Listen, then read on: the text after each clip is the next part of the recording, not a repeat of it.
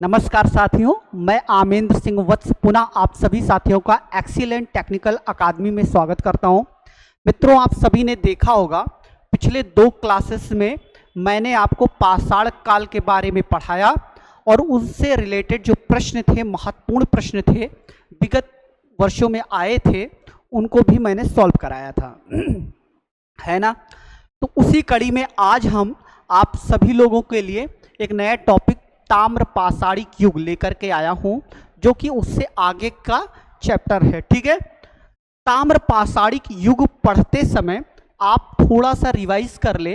पिछले क्लास जो लोगों ने नहीं देखा उनके लिए मैं 5 मिनट में रिव्यू करा देता हूं। आप देख लीजिए। चलते हैं अतीत में चलते हैं, यानी पिछले 2 वीडियोस का हम समरी 2-3 मिनट में आपको प्रोवाइड कर रहे हैं। ठीक है, देखिए हमने जो पढ़ा पिछली वीडियोस में वो था पाषाण युग। पाषाण युग के बारे में मैंने बताया ये पत्थरों का युग था। मानव की सभ्यता पत्थरों से अलग नहीं थी। मानव के जीवन में पत्थर ही महत्वपूर्ण भूमिका निभाती थी। वो गुफाओं कंदराओं में रहता था। वो कंद मूल फल पेड़ पौधों की जो पत्तियां थी उससे अपनी भूख मिटाता था। वो शिकार करता था, हंटिंग करता था और कच्चे मांस खाता था। ठीक है, पाषाण युग में जो ये चीज़ें रही, ये पाषाण काल के आरंभिक जीवन में रही। कहने का मतलब पाषाण काल को जब मैंने पढ़ा था तो 3 भागों में बांटा था: पूरा पाषाण काल, मध्य पाषाण काल और नव पाषाण काल। पूरा पाषाण काल तक मानव के जीवन में पशुपालन नहीं था, लेकिन जब मध्य पाषाण काल में इंसान प्रवेश करता है, मानव जीवन का प्रवेश होता है और उसी के बीच में मानव के जीवन में एक पहली क्रांतिकारी घटना जो घटती है वो होता है पशुपालन। कहने का मतलब मध्य पाषाण काल ही वो काल था जब मानव ने पहली बार पशु पालन करना सीखा। आपको मैंने साक्ष्य भी दिए थे कि राजस्थान का बागौर किस जिले में है? भीलवाड़ा जिले में है। और मध्य प्रदेश के होशंगाबाद जिले में आदमगढ़ नामक एक पुरातात्विक स्थल था जहां से मध्य पाषाण काल के पशुपालन के साक्ष्य मिलते हैं। ठीक है, मैंने आपको इसी कड़ी में आगे बताया था कि पशुपालन का ज्ञान मध्य पाषाण काल में हो गया, लेकिन अभी भी बहुत कुछ सीखना बाकी था। अभी भी मानव के जीवन में और भी क्रांतिकारी घटनाएं घटने वाली थी जो अगले युग में घटेगी। अगला हम पढ़ेंगे नव पाषाण काल। नव पाषाण काल में जब हम प्रवेश करते हैं तो नव पाषाण काल में बहुत चीज़ों का आविष्कार हो। पहली जो महत्वपूर्ण घटना थी वो कृषि का आविष्कार, कृषि का खोज मानव जीवन की महत्वपूर्ण घटनाओं में से एक था। कहने का मतलब इसने क्रांतिकारी परिवर्तन मानव जीवन में ला दिया। जो मनुष्य अब बंजारों की जीवन जीता था, जो मानव बंजारों का जीवन जीता था, इधर उधर जा करके भोजन की तलाश में भटकता रहता था, कृषि ने उसके जीवन में अस्थायित्व ला दिया। कहने का मतलब है कृषि की वजह से मानव जीवन में अस्थायित्व आ गया। अब वो घर बनाने के बारे में सोचने लगा। कृषि जब होने लगी तो उन कृषि वस्तुओं को संग्रहण करने के लिए वो अब बर्तनों पात्रों के बारे में सोचने लगा। तो नव पाषाण काल से ही बर्तन बनाने के साक्ष्य मिलते हैं। शुरुआती दौर में हाथ से बनाए मृद भांड मतलब मिट्टी के बर्तन दिखाई देते हैं, जबकि लास्ट में यानी नव पाषाण के अंत काल में देखोगे आप कि चाक का आविष्कार हो गया, चिकने मृद भांड बनाए जाने लगे। ठीक है, चिकने मृद भांड बनाए जाने लगे, पालिशदार हथियार बनाए जाने लगे, तो तरह तरह के अनाज भी उगाए जाने लगे नव पाषाण काल में। तो आपने ये सारी चीजें नव पाषाण काल में देखा, एक समरी था। कहने का मतलब नव पाषाण काल के बाद हम जब पढ़ेंगे तो वो आगे जब प्रवेश करते हैं इसी ताम्र पाषाणिक युग में प्रवेश करते हैं। कहने का मतलब पाषाण काल के किसी भी खंड में, चाहे पूरा पाषाण काल हो, चाहे मध्य पाषाण काल हो, चाहे नव पाषाण काल हो, अभी इंसान को, मानव को धातुओं का ज्ञान नहीं है। ताम्र पाषाणिक युग जो कि नव पाषाण काल के बाद आएगा, ये वो युग है जब इंसान ने, मनुष्य ने, मानव ने सबसे पहली बार धातु का प्रयोग करना सीखा, धातु के बारे में जानकारी मिली, वो युग है ताम्र पाषाण युग, है ना। तो चलते हैं पढ़ते हैं ताम्र पाषाणी युग को, है ना। देखिए धातु में सबसे पहले तांबे का प्रयोग हुआ। इस चरण में हम आपको बताते भी चलेंगे, जहां जरूरत पड़ी वहां समझाते भी चलेंगे। इस चरण में पत्थर एवं तांबे के उपकरणों का साथ साथ प्रयोग जारी रहा।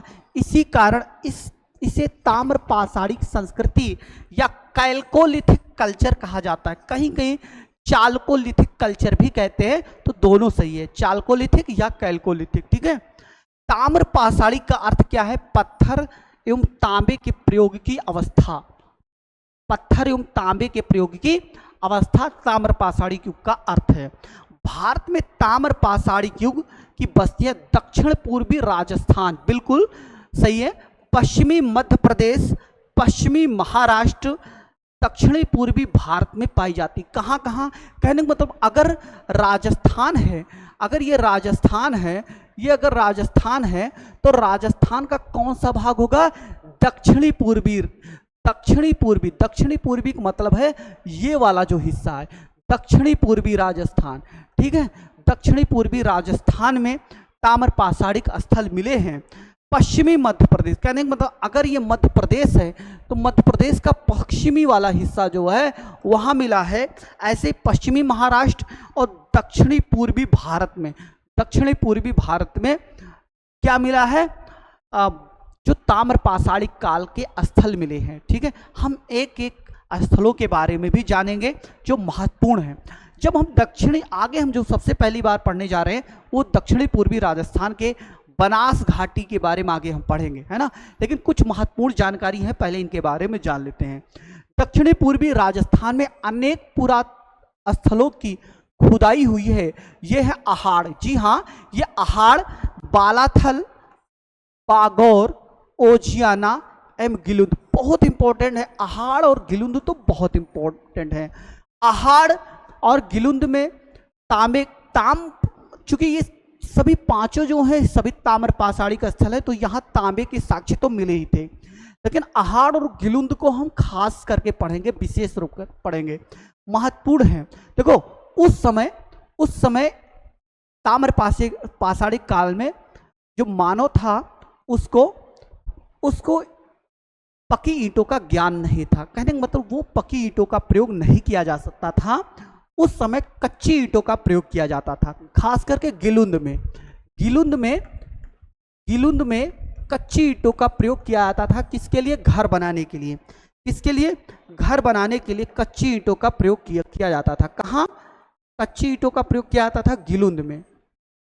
क्यों किया जाता था? क्योंकि पक्की ईंटें नहीं मिलती थी। और फिर क्या किया जाता था? जो घर होता था उसको छप्पर से छा दिया जाता था, है ना। ये मान लीजिए घर है तो घर जो बनाया जाता था, कैसे बनाया जाता? छप्पर से बना दिया जाता था, गीली मिट्टी थोप करके बना दिया जाता था, है ना। क्योंकि पक्की ईंटों का उस समय प्रयोग प्रचलन में नहीं था, पता ही नहीं था कैसे पक्की ईंट बनाते। कहीं कहीं धूप से सिकी हुई ईंटों का भी प्रयोग करते हैं।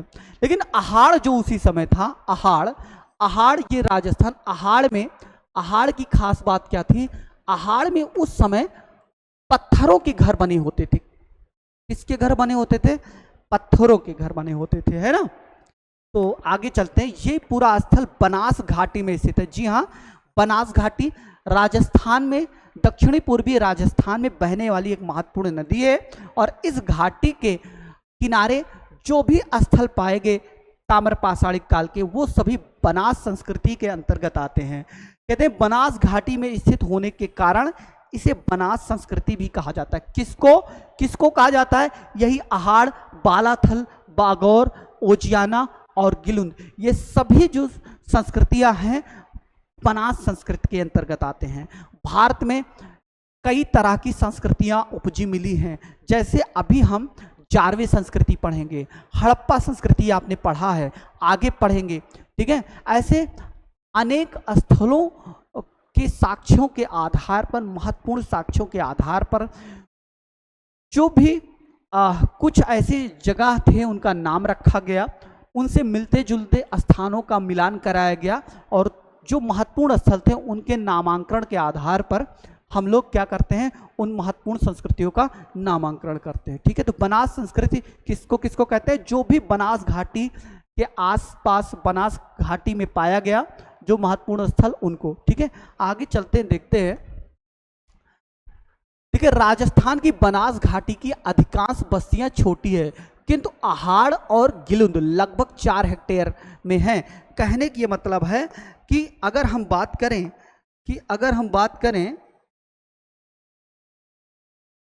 करें अहाड़ और गिलुंद की, तो अहाड़ और गिलुंद बड़े हैं, बाकी और सब छोटे हैं। अहाड़ और गिलुंद क्या है, अहाड़ और गिलुंद ये दोनों राजस्थान के, चलो गिलुंद दोनों राजस्थान के ताम्र पाषाणी का स्थल है जो कि बनास घाटी में मौजूद है और ये उस समय काफी महत्वपूर्ण स्थल थे। कारण क्या था, दोनों के आवास क्षेत्रों की बनावट में, स्ट्रक्चर में, इंफ्रास्ट्रक्चर में अंतर था।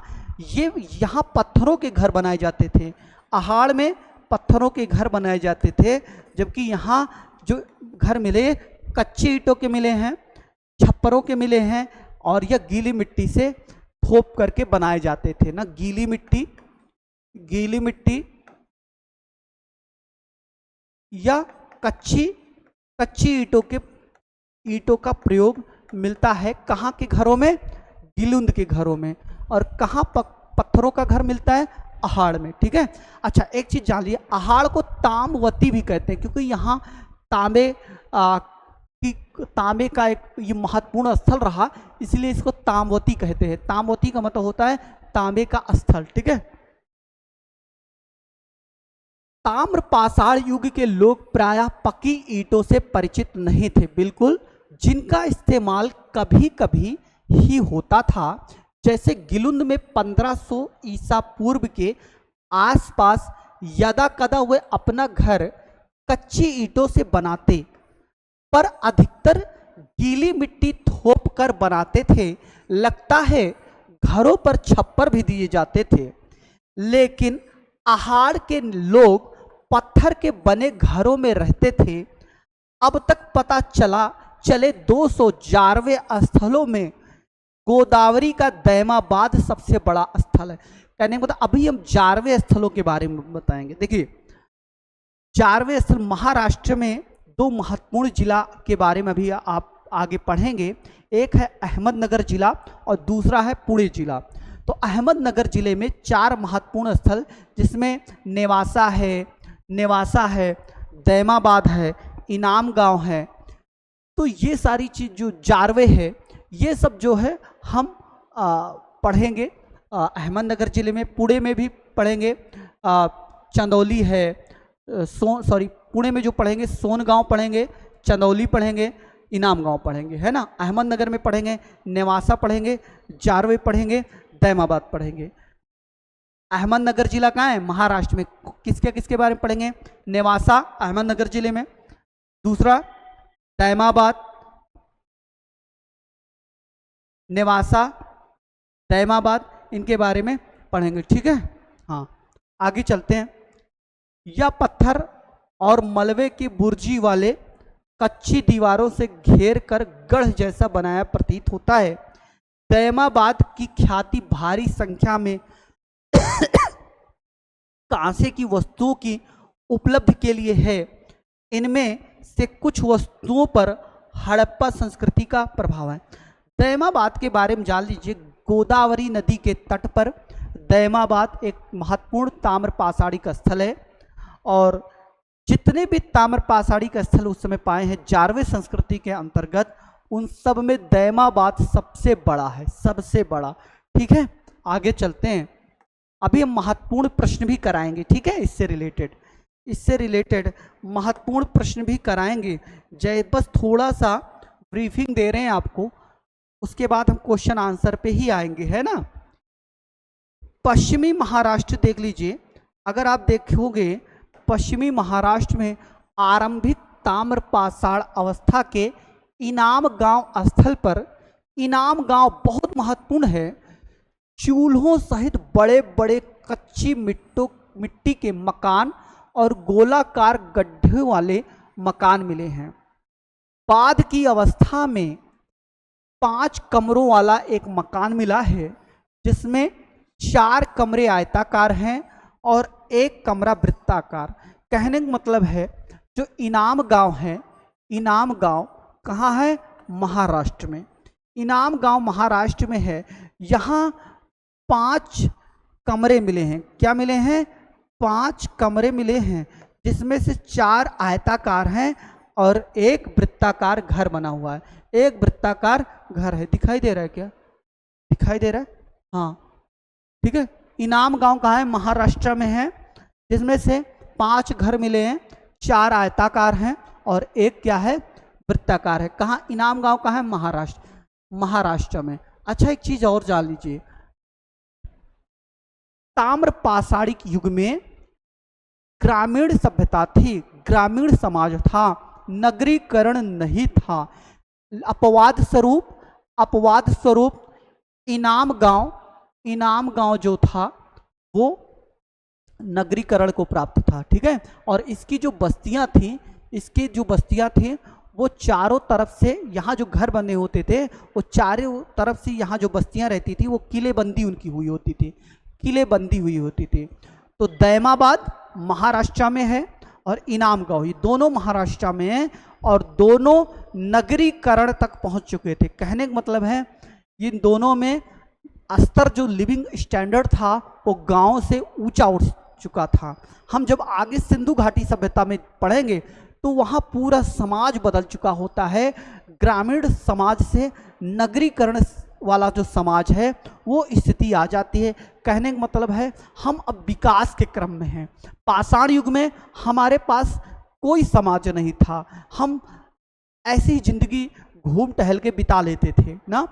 समाज बना ताम्र पाषाणिक युग में, देखो समाज बना है। कैसा समाज है? लेकिन ग्रामीण समाज है अधिकांशता। केवल 2 स्थल ऐसे हैं, इनाम गांव और दैमाबाद, की जहां नगरीकरण तक की अवस्था आ गई है। आगे जब हम सिंधु घाटी सभ्यता में पढ़ेंगे देखेंगे शहरीकरण वाला जिंदगी जिया जा रहा है। ठीक है, नगरीकरण वाला जिंदगी जिया जा रहा है, सिटी लाइफ जिया जा रहा है। ठीक है, आगे सिंधु घाटी सभ्यता में।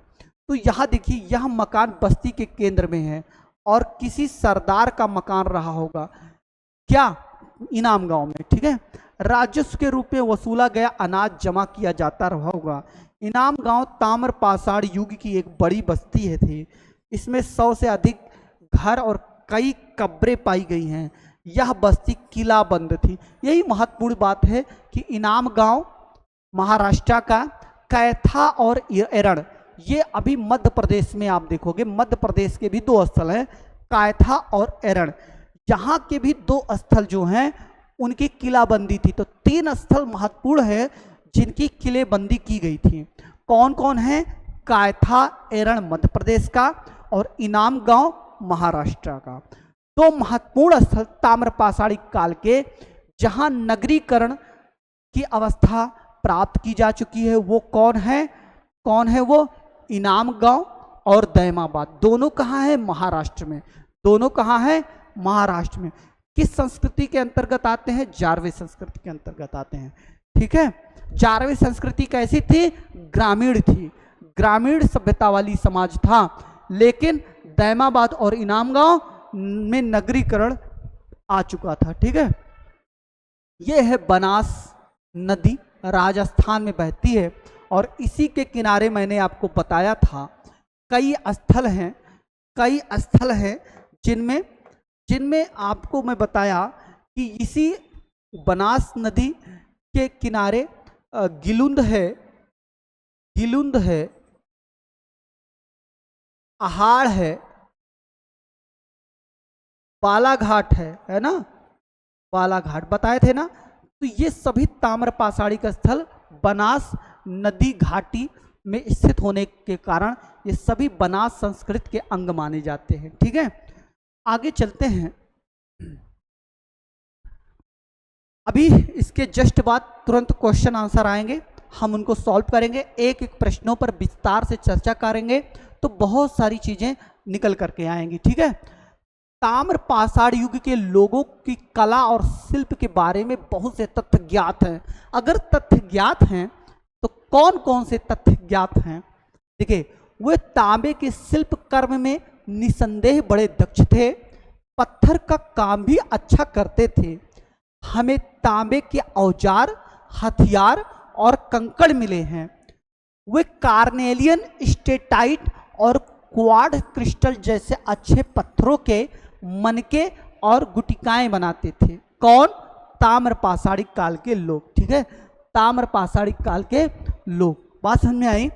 वे लोग कताई बुनाई जानते थे, क्योंकि मालवा में चरखे और तकलियां मिली हैं। याद रखिएगा, याद रखिएगा। क्या क्या ताम्र पाषाणिक के लोग चरखा चलाना जानते थे, कपड़ा बुनना जानते थे? बिल्कुल सही है, बिल्कुल सही है। मालवा में चरखे और तकलियां मिली हैं, इसके प्रमाण हैं। वो लोग कपड़े बुनने जानते थे। ठीक है। फिर दूसरी बात कह रहा है, कपड़े बुनने जानते थे, लेकिन कपड़ा जिस चीज का बनता है क्या उसको भी बिल्कुल जानते रहे होंगे। तो उसके साक्ष्य कहाँ से मिले ये भी तो बता दो। तो उसके साक्ष्य मिले महाराष्ट्र से। महाराष्ट्र से कपास, सन और सेमल की रुई से बने धागे भी मिले हैं। इससे सिद्ध होता है कि वो लोग वस्त्र निर्माण से सुपरिचित थे। कौन लोग? ताम्र पाषाणिक काल के लोग। ठीक है। तो ताम्र पाषाणिक काल की मैं बात करूंगा। महाराष्ट्र से रुई मिला है, सेमल मिला है, सन मिला है, यानी रॉ मटेरियल मिला है, और मालवा से चरखे और तकलियां मिली, कहने का मतलब मशीन मिला है। ठीक है, मशीन मिला है जिससे हम वस्त्रों का निर्माण करते थे। अनेक स्थलों पर प्राप्त इन वस्तुओं के शिल्पियों के अतिरिक्त हमें इनाम गांव में कुंभकार, धातुकार, हाथी दांत के शिल्पी, चूना बनाने वाले, खिलौने की मिट्टी की मूर्तें, टेराकोटा बनाने वाले कारीगर क्या क्या मिला? तकली मिल गई है। क्या मिल गई है भैया? तकली मिल गई, चरखा मिल गया। कहाँ कहाँ मिल गया है चरखा तकली? मालवा में। कहाँ मिल गया है? मालवा में। महाराष्ट्र में क्या मिल गया है? सेमल, सन, रुई मिल गया है। सॉरी, सेमल, सन, रुई मिल गया है। ठीक है। और मैं बात करूंगा इनाम गांव में क्या क्या मिला है, जहां शहरीकरण आ गया था भैया। इनाम गांव कहाँ है? महाराष्ट्र में है।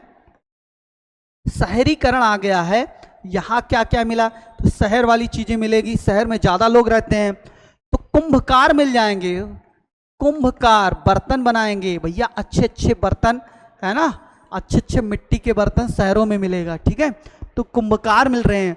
हाथी दांत के शिल्पी, यानी हाथी के दांत जो हैं उनसे तरह तरह के शिल्प बनाए जा रहे हैं। उसके जो शिल्पी हैं, शिल्पकार हैं, कहाँ मिलेंगे? शहर में, राजधानी में, लखनऊ जैसे राजधानी में।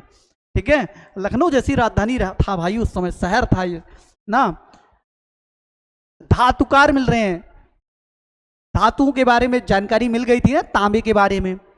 चूना बनाने वाले और खिलौने की, मिट्टी के खिलौने बनाने वाले जो कारीगर थे उस समय दिखाई देते। तो कहने का मतलब आपको पता चला कि वस्त्र बनाने वाले भी थे। हमें प्रमाण मिला कच्चा माल, वस्त्र निर्माण में सन, रुई और सेमल कच्चा माल के तौर पर प्रयोग किए जाते थे। उद्योग के रूप में मैं बात करूं, तकली और चरखे मिले हैं। तकली और चरखा मिला है, कहाँ से मिला है? आपने देखा मालवा से मिला है। और फिर आपने देखा महाराष्ट्र के इनाम गांव में ही कुंभकार मिल रहे हैं, धातुकार मिल रहे हैं, टेराकोटा बनाने वाले कारीगर मिल रहे हैं, है ना। तो ये चीजें हैं महत्वपूर्ण चीजें ताम्र पाषाणिक काल के बारे में। अब हम प्रश्नों पे आ गए, और हम एक एक प्रश्न को देखेंगे अच्छे से। ठीक है, तो आप हमारे साथ बने रहिए, हम लोग प्रश्नों पर चर्चा करेंगे। ठीक है।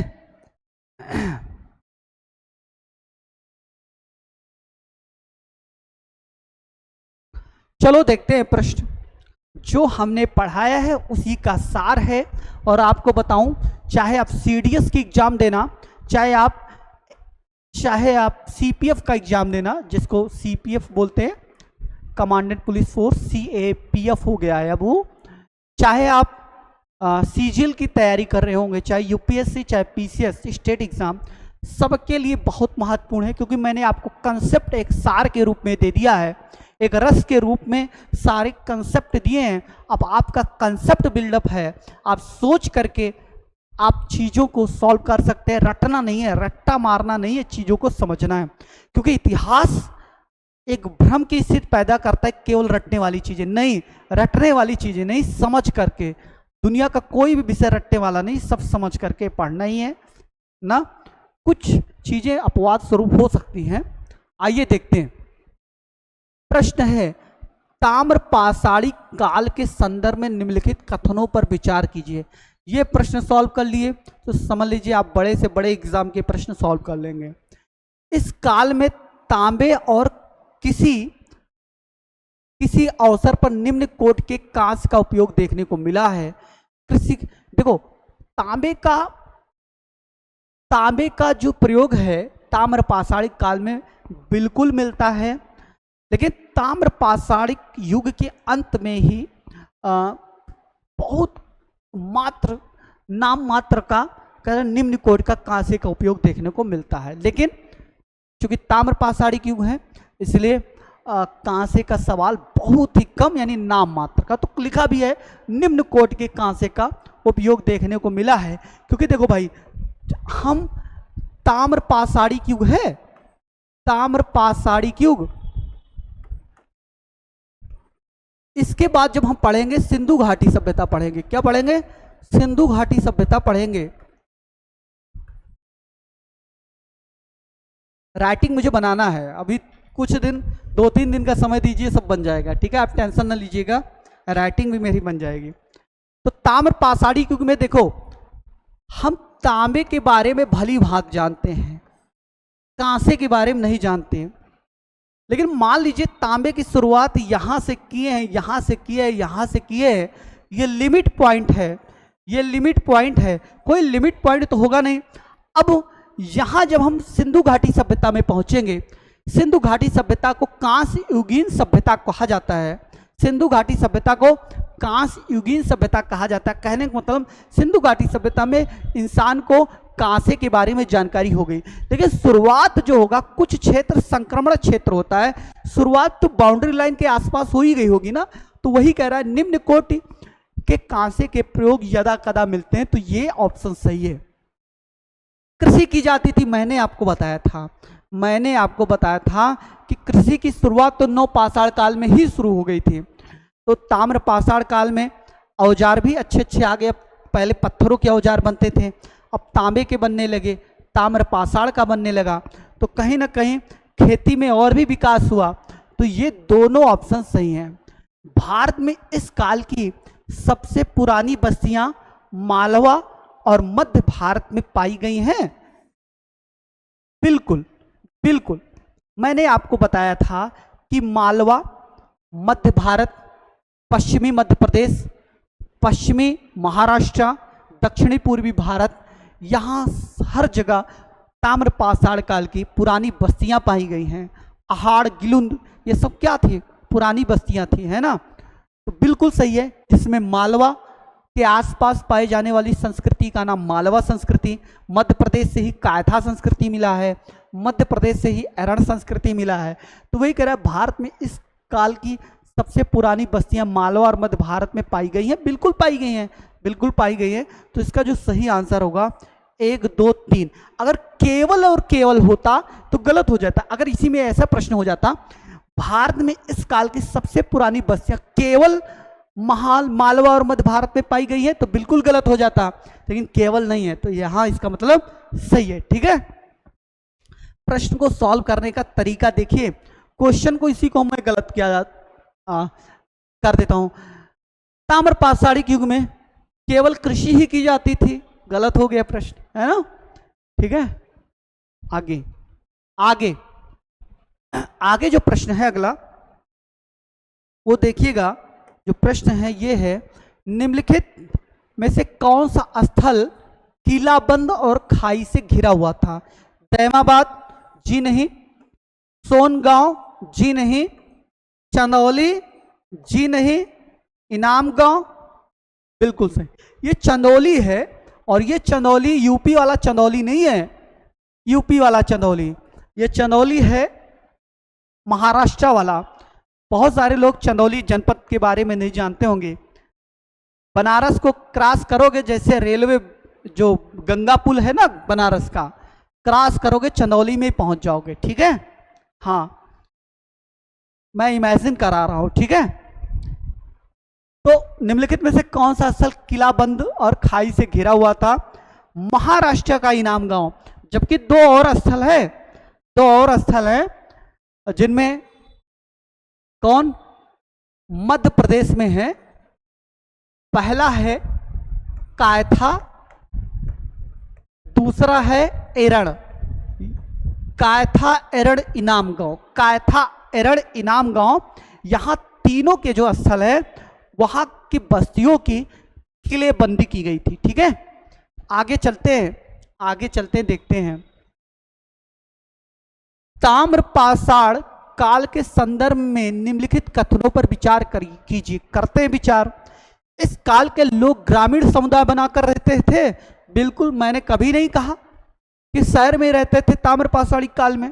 मैंने बताया था कि ग्रामीण समुदाय बनाकर रहते थे। वो तो सिंधु घाटी सभ्यता में जब हम आगे पढ़ेंगे तब देखेंगे नगरीकरण की चरम सीमा ना। अभी तो यदा कदा वही मिलेगा, इनाम गांव, दैमाबाद, ये दो थे। मतलब 20, 25, 30 स्थल मिल रहे हैं, उसमें से दो क्या है? ऊंट के मुंह में जीरा, है ना। मालवा का मृदभांड ताम्रपाषाण मृदभांड में सबसे उत्कृष्ट माना गया, बिल्कुल माना गया है, ठीक है। तो दोनों आंसर सही होंगे। अहाड़ मध्य प्रदेश में स्थित ताम्रपाषाण काल का महत्वपूर्ण स्थल है। नहीं भाभी, नहीं भाई, नहीं नहीं नहीं नहीं नहीं नहीं भाई, मैंने बताया अहाड़ कहाँ का महत्वपूर्ण स्थल है? राजस्थान का, दक्षिणी पूर्वी राजस्थान का। किस घाटी में? बनास घाटी में, बनास घाटी में। तो कौन सा सही होगा ऑप्शन? 1 और 2, 1 और 2। आगे चलते हैं, ठीक है, आगे चलते हैं, देखते हैं।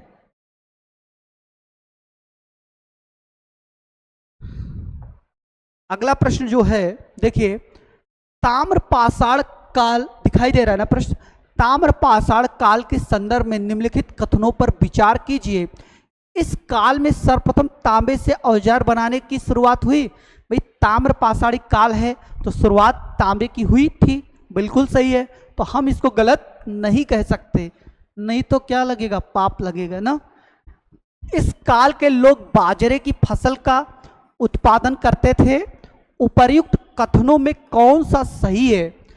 बिल्कुल करते थे। बाजरा उगाते थे, जौ उगाते थे, गेहूं उगाते थे, चावल उगाते थे, दाल उगाते थे, मटर, मूंग, मसूर उगाते थे, ठीक है, इस काल के लोग। तो जौ, गेहूं, बाजरा उगाते थे। दक्षिणी जो पूर्वी भारत है वहां से जो प्रमाण मिले हैं चावल के अधिकतर मिले हैं, और जो पश्चिमी भारत है वहां से गेहूं, जौ, बाजरा के मिले हैं, ठीक है। आगे चलते हैं। तो इसका मतलब दोनों सही है, तो सी आंसर सही हो जाएगा ना। आंख बंद करके सी नहीं मारना है, ठीक है। आगे, ताम्रपाषाण युग की कब्रों के संबंध में निम्नलिखित कथनों पर विचार कीजिए, ठीक है। महाराष्ट्र के लोग मृतक को उत्तर दक्षिण दिशा में दफनाते थे, बिल्कुल सही है। कब्र में मृतक के साथ मिट्टी एवं तांबे की वस्तुएं रखी जाती थी, बिल्कुल सही है, दोनों सही है। देखिए, महाराष्ट्र में जो प्रमाण मिले हैं, ये प्रमाण मिला है कि वहां शवों को उत्तर और दक्षिण में रखकर दफनाते थे, जबकि कब्रों में मिट्टी एवं तांबे की वस्तुएं रखा जाता है। मालवा में ऐसे प्रमाण मिले हैं। मालवा में जो प्रमाण मिले हैं, ये मिले हैं कि वहां 2 तरीके के कब्र मिले हैं। एक पहला कब्र है, एक छोटा सा बच्चा किसी सेठ के यहाँ का रहा होगा, जब वो मृत हुआ तो उसके साथ उसके गले में तांबे के मनके के हार पहना करके उसको दफनाया गया था, कब्र में लेटाया गया था। और दूसरी तरफ किसी गरीब का बच्चा रहा होगा जिसके साथ तांबे के टूटे फूटे बर्तन रखे गए थे। ये मान्यता थी, परलोक में ये सब उनके साथ जाएगी, ऐसा मान्यता रही होगी अपना। ठीक है, तो एक जगह तो मिले हैं मालवा में कि बच्चे के गले में तांबे के मनके के हार रहे, और दूसरी जगह मिला है कि बच्चे के गले में कुछ नहीं था, उसके साथ केवल टूटे फूटे बर्तन रखे गए थे उसकी कब्र में। तो दोनों से आर्थिक असमानता का भी पता चलता है। कोई सेठ महाजन के यहाँ का रहा होगा और कोई किसी गरीब के घर का रहा होगा, है ना। तो अमीरी गरीबी भी उस समय थी। ताम्र पाषाण संस्कृति के संदर्भ में निम्नलिखित कथनों में से कौन सा असत्य है?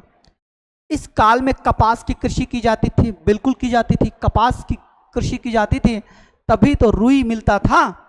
ठीक है, आपने पढ़ा भी था, सही है। इस काल के लोग केवल काले व लाल मृत भांड का प्रयोग करते थे। देखो भैया, केवल आया ना, तो केवल वाला मामला गड़बड़ कर देता है। केवल काले व लाल मृत भांड का प्रयोग नहीं होता था, चिकने मृत भांड होते थे, बनाए जाते थे लाल रंग के, उस पर चित्रकारी होती थी, ज्यामितीय आकृति भी बनाई जाती थी। तो ये तो बिल्कुल गलत हो गया।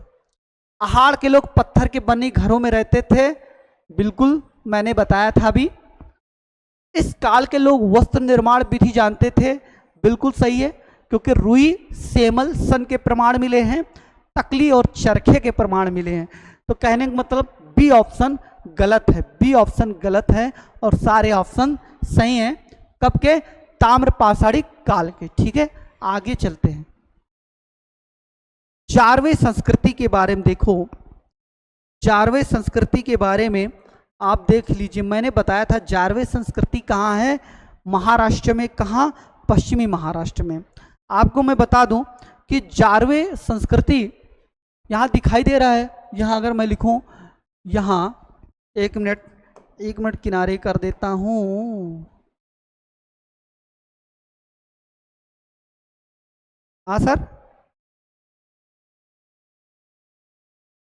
हाँ चलो, यहाँ है ना, दिखाई तो दे रहा है ना।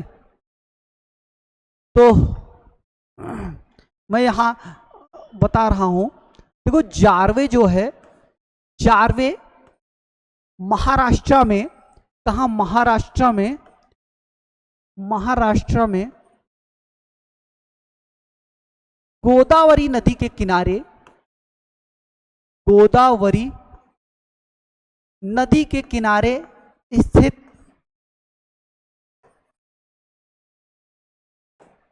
एक गांव है। और देखा गया जो संस्कृति यहां पनपी, इसी जारवे गांव के नाम पर जो चीजें खुदाई हुई और जो भी सब चीजें मिली, उसको जारवे संस्कृति के अंतर्गत रखा गया। और जब देखा गया अन्य महत्वपूर्ण स्थलों की खुदाई की गई, तो जो भी उपकरण मिले वो जारवे संस्कृति के उपकरण से मिलते जुलते रहे, इसीलिए उन सभी स्थलों को जारवे संस्कृति के अंतर्गत रखा गया। मैंने आपको बताया था कि जारवे संस्कृति के अंतर्गत जो भी स्थल मिले हैं, सभी ग्रामीण समाज था, ग्रामीण सभ्यता का संस्कृति थी वहां। लेकिन इनाम गांव और दैमाबाद, ये दो जारवी संस्कृति के महत्वपूर्ण स्थल थे जहां नगरीकरण देखने को मिलता है। तो कहने का मतलब जारवी संस्कृति के संदर्भ में निम्नलिखित कथनों पर विचार कीजिए।